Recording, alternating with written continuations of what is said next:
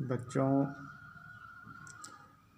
आज कैकेयी अनुताप शीर्षक कविता पढ़ना है, जिसको राष्ट्र कवि मैथिली शरण गुप्त जी द्वारा लिखा गया है।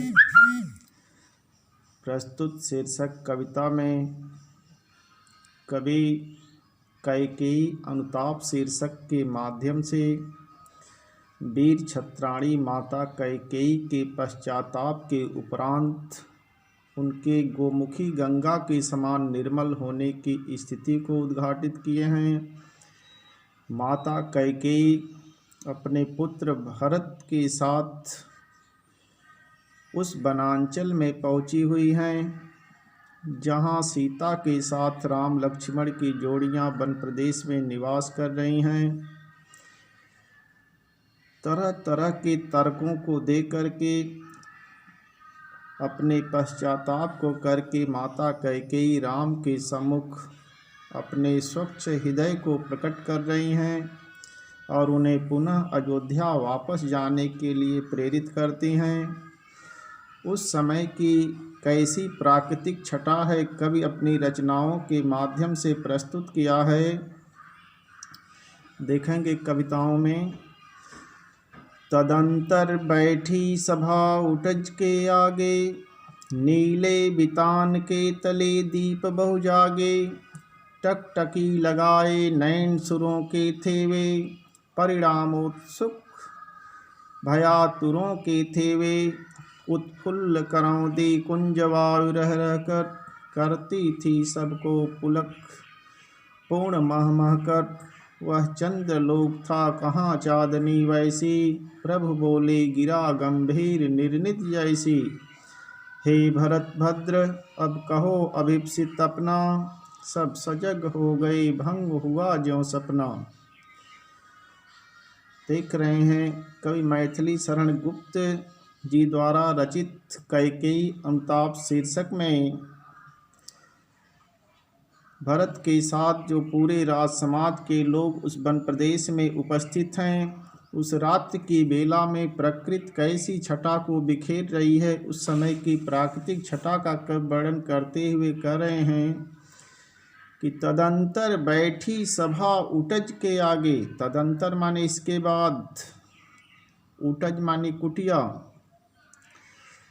बता रहे हैं गुप्त जी कि इसके पश्चात भरत के साथ गए हुए समस्त राज समाज के लोग राम द्वारा निर्मित उस वन प्रदेश की में स्थित कुटिया के सम्मुख बैठ जाते हैं।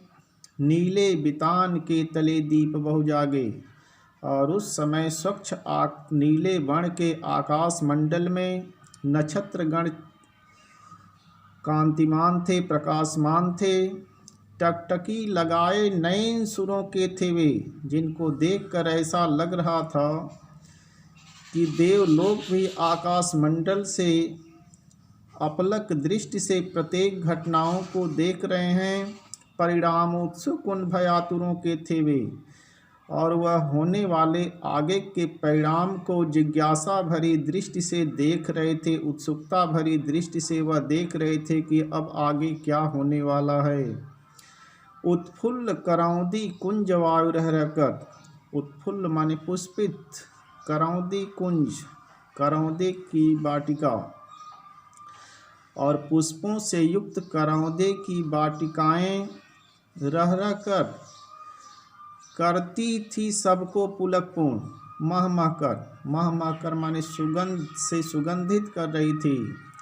और उस बीच रात्रि की बेला में करौंदे के पुष्प जो पुष्पित थे, वह अपने सुगंध से पूरे वातावरण को सुगंधित कर रहे थे, जिससे सभी लोग रह रह कर रोमांचित हो रहे थे। वह चंद्रलोक थी कहाँ चाँदनी वैसी। बता रहे हैं गुप्त जी कि उस समय जैसी पृथ्वी पर प्रकाशमान स्थितियां जो है आच्छादित थी, उसे देखकर ऐसा लग रहा था जैसे चंद्रलोक ही पृथ्वी पर उतर आया हो, वैसी चाँदनी कहाँ देखने को मिलती हो। प्रभु बोले गिरा गंभीर निर्नित जैसी। उसी समय उस पूर्ण शांति से युक्त पूर्ण नीरवता की स्थिति में प्रभु श्री रामचंद्र जी गंभीर समुद्र जैसी गंभीर गर्जना करते हुए बोलते हैं, हे भरत भद्र अब कहो अभिप्सित अपना, कि हे भरत भाई अब अपनी अभिप्सित मन इच्छा को बताओ।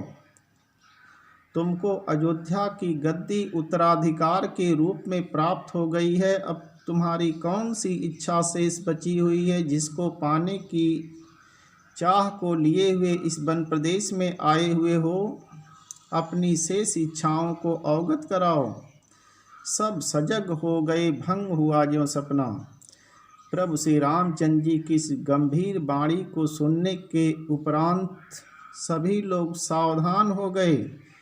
ऐसा लग रहा था जैसे सभी निद्रा में स्वप्न देख रहे हों और एकाएक निद्रा भंग होने के कारण उनके स्वप्न टूट गए हों। इस प्रकार लोग सावधान स्थिति को प्राप्त हो जाते हैं। अब इसमें बच्चों इस कविता पर आधारित जो प्रश्न बनेंगे उसके उत्तर लिख सकते हैं, चाहे वह शीर्षक और रचयिता का नाम पूछा जाए या अवतरण पर आधारित जो भी प्रश्न बने उसका जवाब आप इसको समझ करके दे सकते हैं। धन्यवाद।